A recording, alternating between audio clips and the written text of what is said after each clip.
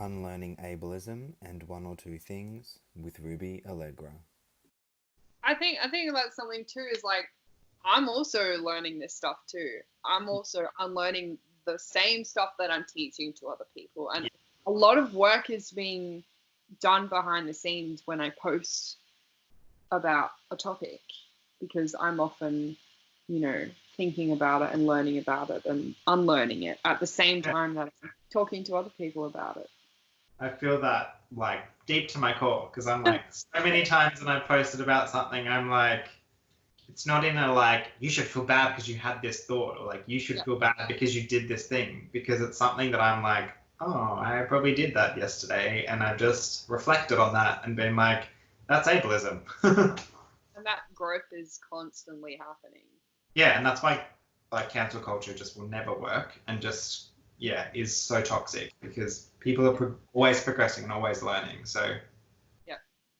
Okay, Ruby, it's come to the point in the conversation where I want to ask you probably the hardest question, I think, of the night, which is if you could only pick one or two things that you wish non-disabled people knew or did differently, what would they be? Fucking including us in everything. Like, just stop forgetting that disabled people exist because it's convenient and because it's what's palatable and what's easy.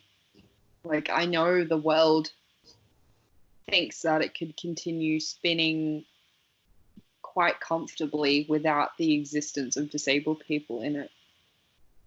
So it's so easy for people to like leave out ableism and disability from their conversations in like activist spaces particularly. But like I think disability is something that is a natural part of the human existence and has been forever and will be forever, regardless of what medicine and science are trying to do. Western medicine and science, I should say. And every single human at some point in their life will either themselves experience disability, either through, acquiring disability or through the natural process of aging, or they will know someone who will experience disability. And,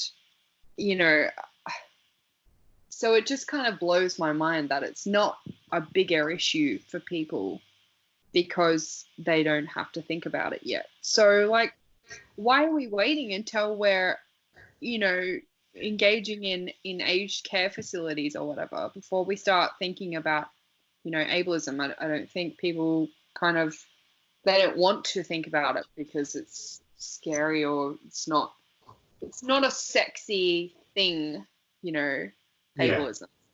It's not particularly aesthetic. But like why does it have to be relatable to you before you can do something about it? Yeah, and it's one day it will be. Yeah. And like people are inherently selfish, so they don't care enough until it actually is their own issue. And then this is like a whole nother issue, but by the time they care, a lot of the time they're institutionalized. So they have no power to dismantle. Yep. Whether you like it or not, disabled people exist and will continue to exist. And they're part of all of your communities. All of them. Yeah. So just like care a bit more, basically just care about the existence of other people. Yeah. But that's something which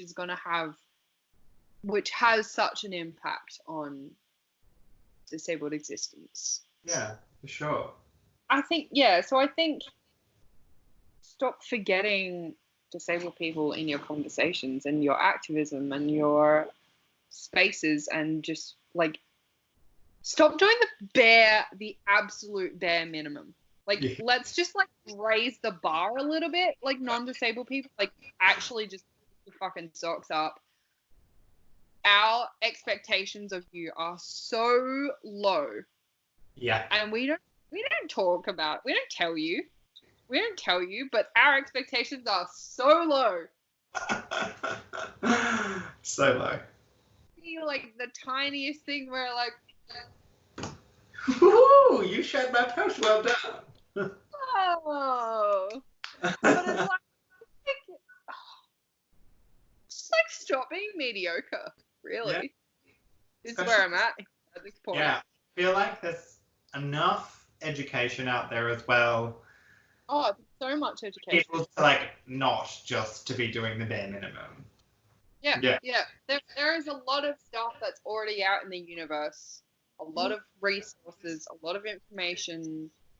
Where the fuck do you think we learn half this stuff from?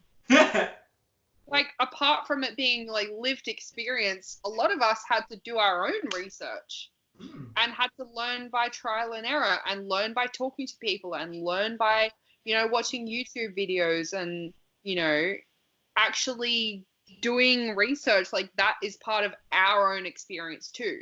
Yeah. I wasn't knowing all of this stuff. No one is born knowing all of this stuff.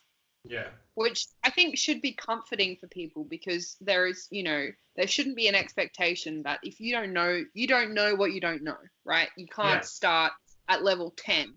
Everyone starts, no one starts from up here. You got to work your way up. But that's the key bit. You got to work your way up. Yeah.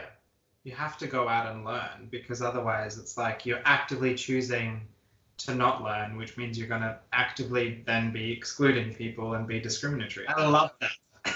Raise the bar. Just pull your socks up, Just do a little bit better than I expect. Yeah, just like the tiniest bit. Like, I'm just tired of like mediocrity. I don't want it anymore. I'm saying no to mediocrity. I love that. I'm going to make that like a hashtag. Say no to mediocrity. Yeah. Love it. Look, I mean, there are so many things, but like that's probably the main. That's why the question's so hard, because you can only pick one or two, because otherwise the conversation goes on like infinitely. Yeah.